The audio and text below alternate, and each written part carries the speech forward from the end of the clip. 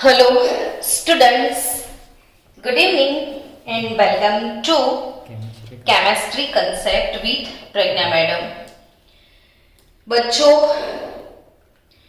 Thermodynamics chapter हमने start किया है. उसमें इंट्रोडक्शन, लेक्चर नंबर 1 इंट्रोडक्शन, वो वाला टॉपिक कवर किया है. ठीक है बच्चों. अब नेक्स्ट आज उसके बाद मैंने जो सिखाया था वो टॉपिक था बेसिक कंसेप्ट ऑफ थर्मोडायनामिक्स. क्या सिखाया था मैंने? क्या सिखाया था वो बताओ तो. Basic concept of thermodynamics. तूने लेक्चर 1 देख लिया. ओके. तो इसमें थर्मोडायनामिक्स में जो टर्म्स यूज होते हैं ना बार बार, वो सारे टर्म्स मैंने सिखाए थे. और उसका पहला टर्म मैंने सिखाया था सिस्टम एंड सराउंडिंग. सिस्टम का डेफिनेशन भी मैंने लाइव क्लास में आपको रिवाइज भी करवा दिया सब कुछ.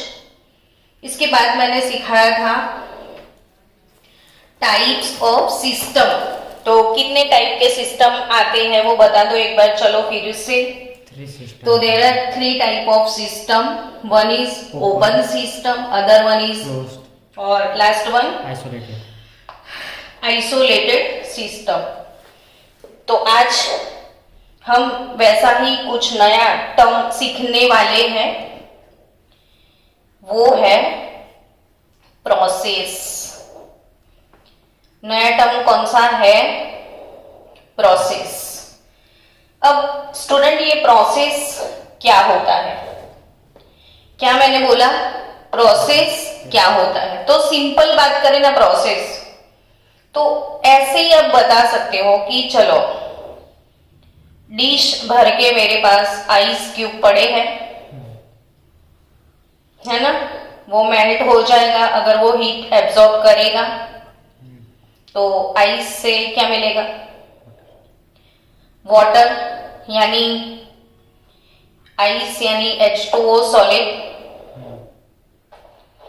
तो H2O सॉलिड किस में कन्वर्ट हो गया? H2O liquid. यानी ये जो सिस्टम था हमारा आइस क्यूब, इसमें ये डेफिनेट बाउंड्री है. डिश क्या है? Definite boundary. सिस्टम क्या है? तो आइस क्यूब, जिसे हम सिस्टम बोलते हैं. अभी सिस्टम का स्टेट सॉलिड है. मेल्ट होने के बाद सिस्टम का स्टेट कौन सा हो गया? लिक्विड हो गया. कौन सा स्टेट हो गया? लिक्विड. तो सिस्टम जो है वो एक one state to another state move on होती है. System one state to other state move on होती है, उसे हम क्या बोलते हैं? प्रोसेस. तो अगर आपको लिखना है नोटबुक में साथ साथ की घर पे जाके लिखोगे? ओके. तो ठीक है, सब बाकी के सब लोग लिख दो डेफिनेशन की the conversion of state of system, the conversion of state of system from one to another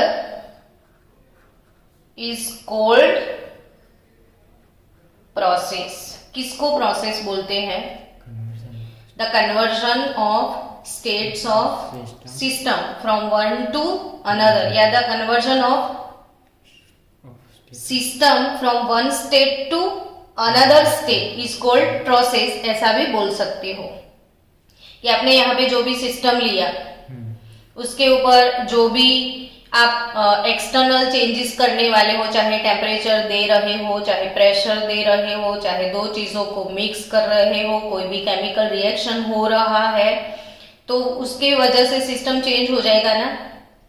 तो one state to another state में अगर सिस्टम मूव ऑन होता है तो उसे हमें बोलना है प्रोसेस। वैसे भी ये तो सिंपल सी बात है, प्रोसेस किसको बोले, तो रिएक्टेंट के बीच में रिएक्शन होगा और प्रोडक्ट मिलेगा, तो one state to another state हम मूव ऑन होते ही हैं, तो उसे आप क्या बोलोगे, प्रोसेस। ठीक है, तो नेक्स्ट, अब प्रोसेस कितने टाइप के होते हैं, जैसे हमने पहले सीखा सिस्टम, तो भाई सिस्टम कितने टाइप के हैं, तो open system, close system, isolated system, तो वैसे प्रोसेस कितने टाइप के होते हैं, है ना।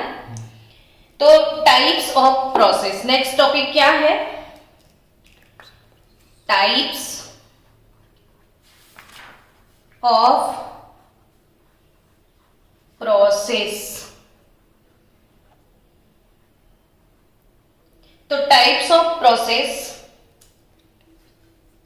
इसमें फर्स्ट कौन से टाइप के प्रोसेस होते हैं वो सारे टाइप मैं आपको एक्सप्लेन कर रही हूं। पहली बात तो है आइसोथर्मल। किस टाइप का प्रोसेस हो सकता है, आइसोथर्मल। बच्चों आपको काम क्या करना है कि केमिस्ट्री में कभी आप जिस वर्ड को सुन रहे होते हैं ना, उस वर्ड को हमेशा थोड़ी देर फील किया करो, तो आधे से ज्यादा प्रॉब्लम आपकी ऐसे ही सॉल्व हो जाएगी। समझ रहे हो मैं क्या बोल रही हूँ। आइसो मीन्स क्या होता है, आइसो यानी एक जैसे दो, सेम। थर्मल वर्ड किसके लिए, थर्म वर्ड हम हीट एनर्जी के लिए यूज करते हैं। अब खुद ही सोचो कि आइसोथर्मल क्या होगा, सेम टेम्परेचर होगा, यानी शायद कोई भी कन्वर्जन हो रहा है, during this conversion temperature remains constant, temperature change नहीं हो रहा है लेकिन प्रोसेस हो रहा है, तो इसे हमें क्या बोलना है, आइसोथर्मल। तो हम डेफिनेशन लिख दे ताकि हमारा कंसेप्ट क्लियर हो जाए कि if the temperature of the system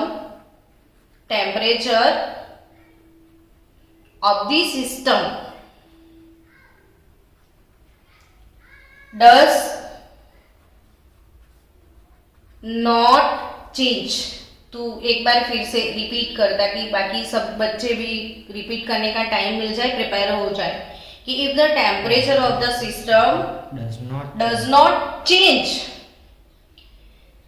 that the meaning, that is temperature remains constant। If the temperature does not change, that is the temperature remains constant during the process,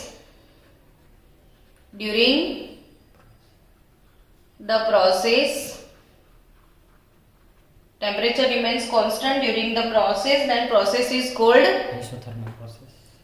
isothermal process। तुझे कुछ याद है, हमने chemistry में अब तक जितने भी चैप्टर्स पढ़े हैं, ठीक है, इसमें कभी कुछ ऐसा सीखा हो कि व्हेन टेम्परेचर इज कांस्टेंट, ऐसा कभी बोला हो, याद आता है तो बता।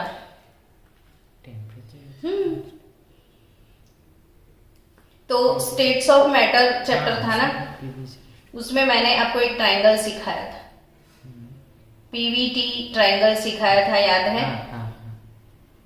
इसमें ये सिखाया, बॉयल्स लॉ सीखे थे हम। तब हम क्या बोलते थे कि एट कांस्टेंट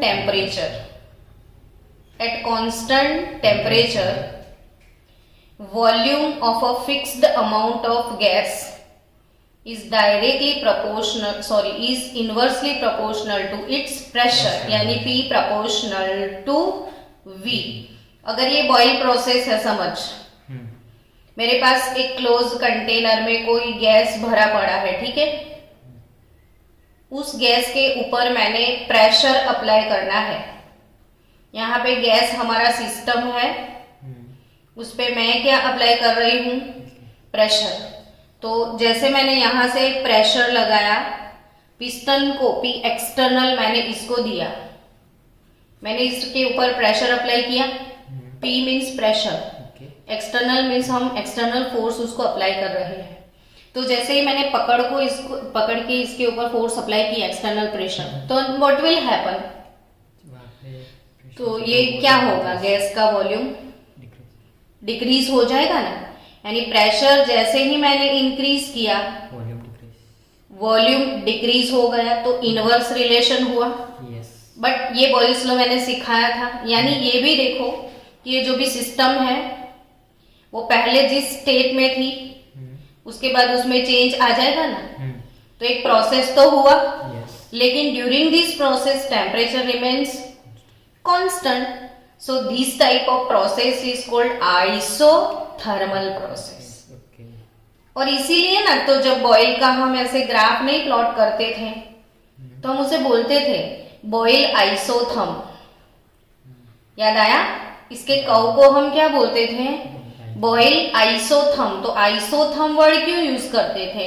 आइसो यानी कि सेम, थर्म यानी कि होल द मतलब होल एक्सपेरिमेंट जो खत्म होता है ना, उसके ड्यूरेशन में टेम्परेचर रिमेन्स कांस्टेंट। यानी जिस प्रोसेस में टेम्परेचर चेंज नहीं होता है, जब तक पूरा एक्सपेरिमेंट खत्म होता है तब तक हम टेम्परेचर को कांस्टेंट रखते हैं, वैसे प्रोसेस को हम क्या बोलेंगे, आइसोथर्मल।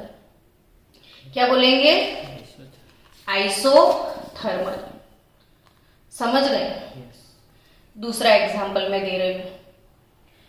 चल समझ कि ये आपके पास एक बल्ब है और इधर दूसरा बल्ब है, बीच में कॉक लगा हुआ है।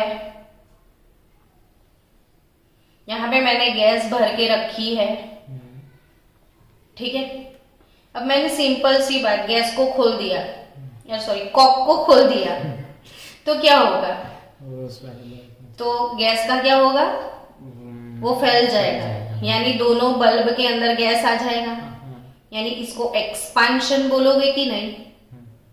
हाँ कि ना? तो ये गैस एक्सपांशन हुआ। अब इसमें टेम्परेचर का कोई रोल है नहीं, तो during whole the process temperature remains constant. तो इस एक्सपांशन को हम आइसोथर्मल एक्सपांशन ऐसा बोल सकते हैं। क्या बोल सकते हैं? Isothermal expansion. क्लियर कट समझ में आया? जिसमें टेम्परेचर ना हो। यस, टेम्परेचर ना हो नहीं, temperature remains constant during the whole process. हम टेम्परेचर को डिस्टर्ब नहीं करेंगे। जो भी प्रोसेस, जैसे प्रेशर वॉल्यूम वर्क था, हम प्रेशर इंक्रीज कर रहे थे, वॉल्यूम डिक्रीज हो रहा था, लेकिन टेम्परेचर चेंज नहीं। जिस टेम्परेचर पे प्रैक्टिकल स्टार्ट किया उसी टेम्परेचर पे खत्म करना है। तो उस प्रोसेस को क्या बोलोगे? आइसोथर्मल। ओके। अब दूसरा कौन सी टाइप का प्रोसेस होता है? एक आइसोथर्मल होता है ना, तो दूसरा प्रोसेस है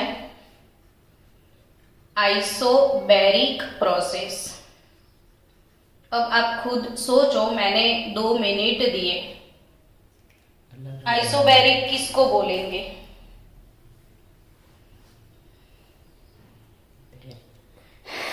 आइसो यानी सेम, पर आपको बार ऐसा वर्ड दिख रहा है ना, ये बार किसका यूनिट है? प्रेशर का यूनिट है ना।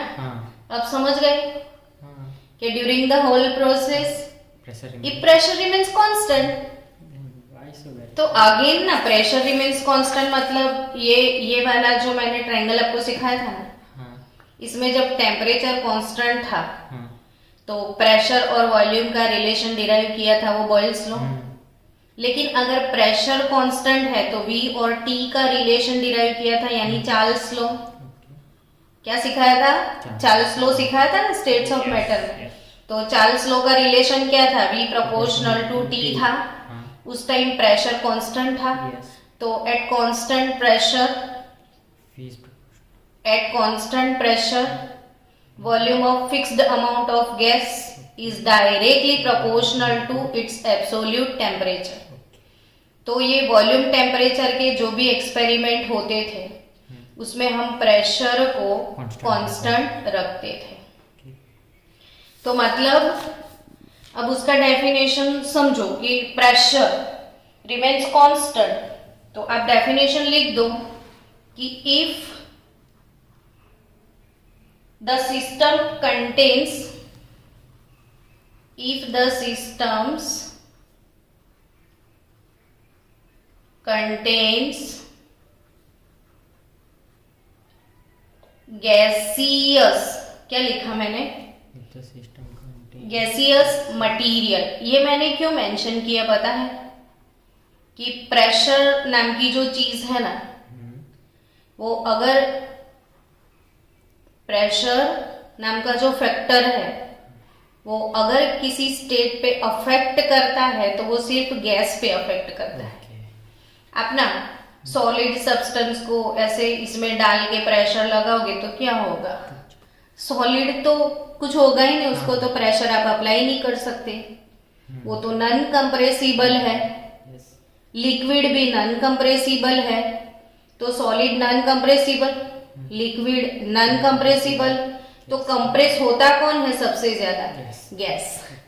यानी कभी भी हम प्रेशर के बारे में सोचे ना बच्चों, तो ऑब्वियसली वो मटेरियल कौन सा होगा, गैस मटेरियल ही होगा। आज भी एक चीज मेंशन करी मैंने आपको क्लास में, केपी एंड केसी का रिलेशन सिखाया था। तो इसमें केपी का जो भी रिलेशन था, इसमें हम पर्टिकुलरली डेल्टा एन गैस ऐसा मेंशन करते थे। गैसियस प्रोडक्ट, गैसियस रिएक्टेंट बार बार मैंने बोला था, क्योंकि प्रेशर नाम का टर्म गैस के लिए ही बना है। तो स्टेट्स ऑफ मैटर में जितने भी स्टेट्स आप पढ़े, जैसे सॉलिड, लिक्विड, गैस, इसमें प्रेशर का इफेक्ट ऐसा कौन सा स्टेट है जिसपे होता है, तो वो सिर्फ और सिर्फ गैसियस स्टेट। यानी if the systems contain gaseous material and the pressure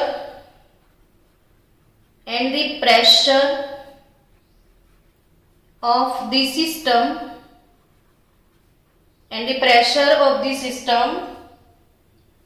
remains constant. Pressure of the system remains constant during the change, then process is called isobaric process। चल तू एक बार रिपीट कर ले। If the systems contains gaseous material and the pressure of the system remains constant during the process, then it is called isobaric pressure। Okay, अब हमारा ये बात बोल कि हमारा टॉपिक क्या था, टाइप्स ऑफ प्रोसेस था। तो प्रोसेस का डेफिनेशन था conversion of system from one state to another state is called process. Then हम सीख रहे थे टाइप्स ऑफ प्रोसेस। इसमें मैंने पहला टाइप कौन सा सिखाया, आइसोथर्मल प्रोसेस, यानी टेम्परेचर रिमेन्स कांस्टेंट। फिर मैंने क्या सिखाया आपको, यानी प्रेशर रिमेन्स कांस्टेंट। तो बच्चों अब आपको सीखना है तीसरा प्रोसेस, जिसे हम बोलते हैं एडियाबैटिक प्रोसेस। एडियाबैटिक क्या, एडियाबैटिक प्रोसेस। अभी अलग सा वर्ड लगा नहीं, आइसो नहीं है इसमें। तो ये तीसरा जो टाइप है हमारा प्रोसेस का, ये सेकेंड टाइप का प्रोसेस था। तीसरे टाइप का प्रोसेस को हम क्या बोलते हैं, एडियाबैटिक प्रोसेस। अब बताओ बच्चों कि एडियाबैटिक वर्ड का मतलब क्या होगा, कुछ आइडिया नहीं आएगा इसमें, तो आपको वर्ड से भी कुछ भी आइडिया नहीं आएगा। लेकिन एक चीज है कि आइसोथर्मल में टेम्परेचर रिमेन्स कांस्टेंट, आइसोबैरिक में प्रेशर रिमेन्स कांस्टेंट। तो अब इसमें कुछ तो रिमेन्स कांस्टेंट होगा, हीट रिमेन्स कांस्टेंट, है ना। यानी देखो ये डिश में आइस क्यूब रखे हैं हमने, वो एटमॉस्फेयर से हीट एब्जॉर्ब करेंगे, फिर वो मेल्ट हो जाएगा तो वाटर मिलेगा। तो ये वाले प्रोसेस में हीट एब्जॉर्ब हुआ कि नहीं, हाँ या ना, यस। तो हमें ऐसा प्रोसेस के बारे में सोचना है जिसमें हीट रिमेन्स कांस्टेंट, यानी ड्यूरिंग होल द प्रोसेस ना हीट कहीं पे एब्जॉर्ब हो ना हीट कहीं पे रिलीज हो। जैसे अभी अभी मैंने एक प्रोसेस बताया था, ये वाला भी, कि मैंने गैस एक्सपांशन बोला था। मेरे पास 2 बल्ब है, ठीक है, कॉक लगा है, एक में गैस भरा हुआ है, हाँ की ना? यस। अब मैंने कॉक को हटा दिया, गैस का एक्सपांशन होगा, सिंपल सा प्रोसेस है ना। इसमें हीट कहीं पे एब्जॉर्ब हुआ, अच्छा इसमें हीट कहीं पे रिलीज हुआ, तो हीट के लिए हम हमेशा सिंबल यूज करते हैं क्यू, है ना। सिंबल के बारे में सोच रहा था कि मैडम प्रेशर को पी बोलते हो, टेम्परेचर को टी बोलते हो, तो हीट को क्या बोलते हो? तो इट्स क्यू। हीट को क्या बोलेंगे? क्यू। तो heat remains constant during whole the process, यानी अब इसका डेफिनेशन आप लिख दो पहले। इफ द सिस्टम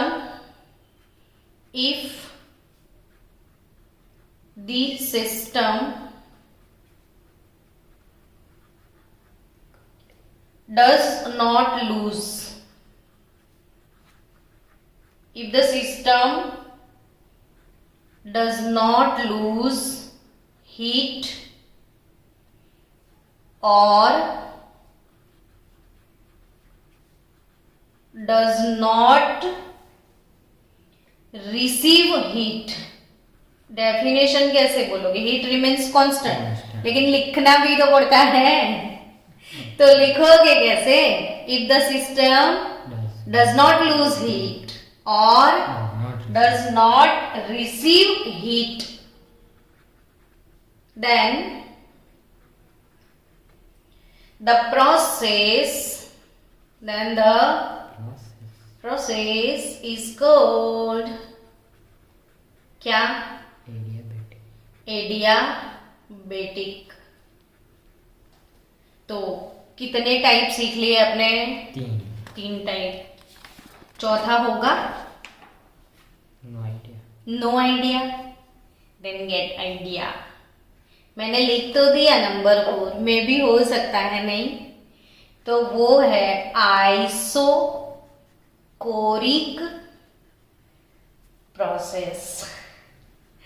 ये अब क्या है ना, ये दोनों सही चल रहा है। ओके, ये क्या लिखा मैंने? Isochoric process. अब ये आइसोकोरिक क्या, तो बोलो वो ट्रायंगल में फिर से आपको याद करवा दो। मैंने कैसे लिखा था, जो बच्चे भूल भी गए हैं वो भी याद कर लेगा। मैंने यहाँ पे प्रेशर लिखा था, मैंने यहाँ पे वॉल्यूम लिखा था, इधर मैंने लिखा था टेम्परेचर, प्राइवेट ट्रायंगल पीवीटी। फिर इसमें है fixed amount of gas, fixed amount of gas है ना, फिक्स्ड अमाउंट ऑफ गैस है। अब ये फिक्स्ड अमाउंट ऑफ गैस में P और V यानी बॉयल्स लॉ, इधर मैंने सिखाया था आपको चार्ल्स लॉ, और ये मैंने सिखाया था गैल्यूसेक। तब मैंने P और V का रिलेशन था P प्रोपोर्शनल टू 1/V। तो P और V जब वर्किंग होते हैं ना, उसके सामने टेम्परेचर कांस्टेंट रहता है, तो एट कांस्टेंट टेम्परेचर P और V के बीच में रिलेशन था। According to Charles uncle V और T, V प्रोपोर्शनल टू क्या? T, the pressure remains constant during the whole process. Pressure constant रहता था। वैसे ही जब गैल्यूसेक लॉ अप्लाई करते थे, P प्रोपोर्शनल टू T, तब वॉल्यूम कांस्टेंट होता है। अब आया समझ में? तो pressure constant isobaric, temperature constant isothermal, but volume constant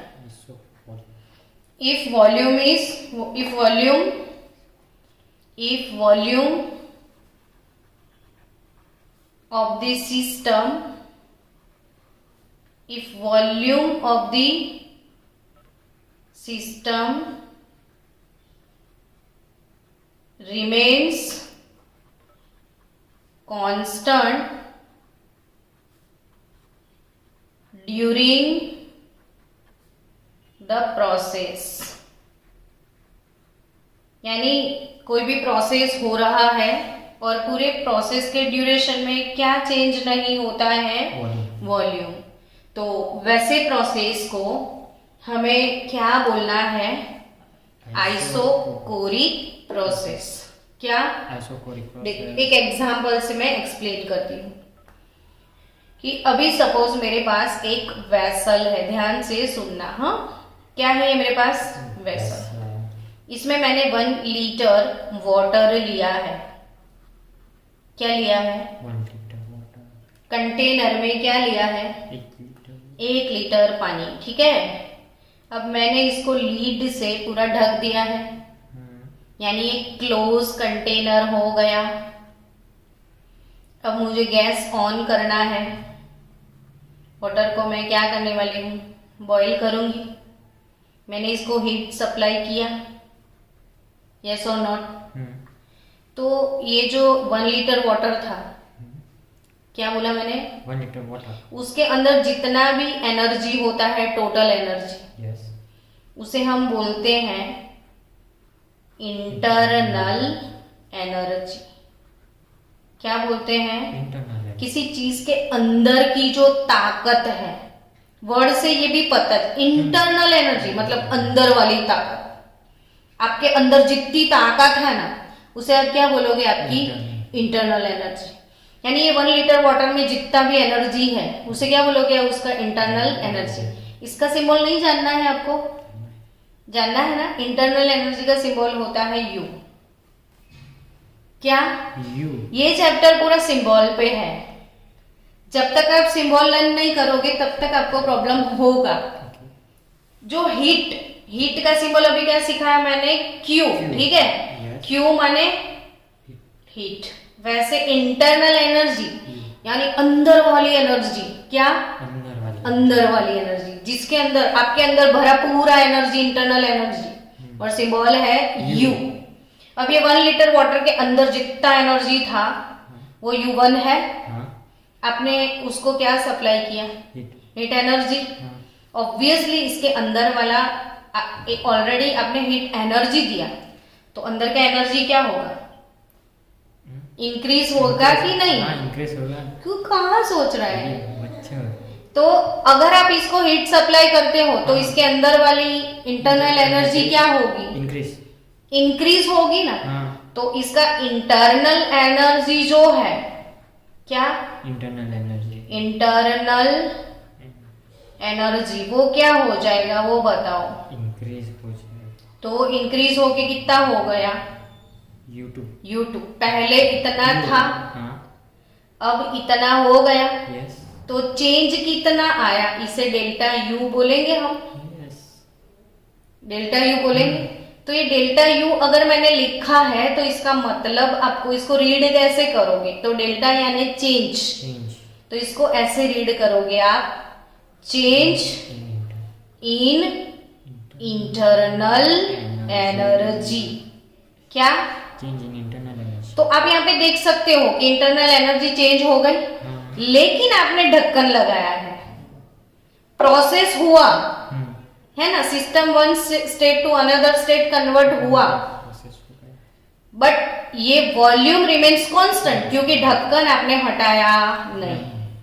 समझ रहे हो, 1 लीटर यानी 1 लीटर ही है। अगर आप ढक्कन हटा देते तो ये जैसे जैसे गर्म होता ना, तो वो वेपराइज होके ऐसे ऐसे बाहर चला जाता, तो वॉल्यूम कांस्टेंट नहीं रह सकता था उस टाइम। बट अभी तो आपने क्लोज किया तो वॉल्यूम बिकम कांस्टेंट, यानी डेल्टा U क्या होगा, U2 minus U1। U2 minus क्या होगा, यानी internal energy of final state minus internal energy of initial state. I think आपको समझ में आ रहा है।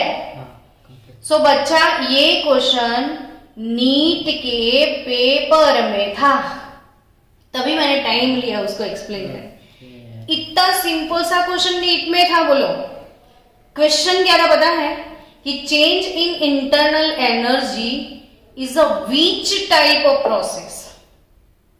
तो ये आइसोकोरिक प्रोसेस है।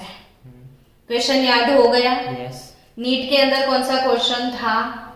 Change in internal energy is a which type of process. तो वो हमेशा याद रखना, ढक्कन बंद है, गरम किया, इंटरनल एनर्जी चेंज हो गई। चेंज इन इंटरनल एनर्जी को लिखते कैसे हैं? Delta U. और वो किस टाइप का प्रोसेस है? Isochoric process. ओके। आया समझ में? तो अभी अभी हमने फिर से एक टास्क कंप्लीट किया, वो था process and types of process.